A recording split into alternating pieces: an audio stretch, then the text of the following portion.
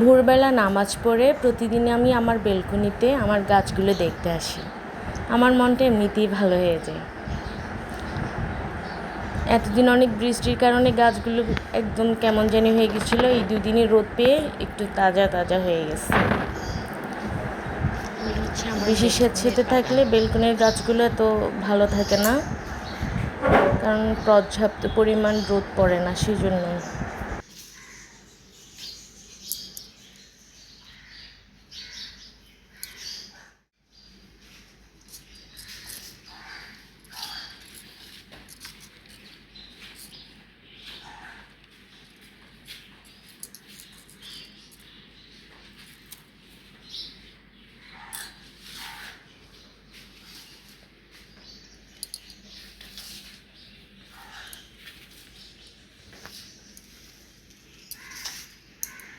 এই গাছটা হচ্ছে মেহেদি গাছ, আমার পছন্দের একটা গাছ।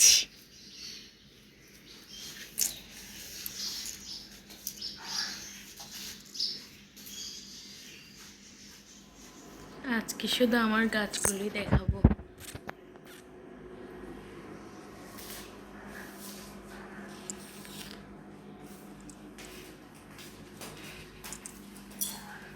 এটা আমার আরেকটা বেলকনির গাছ।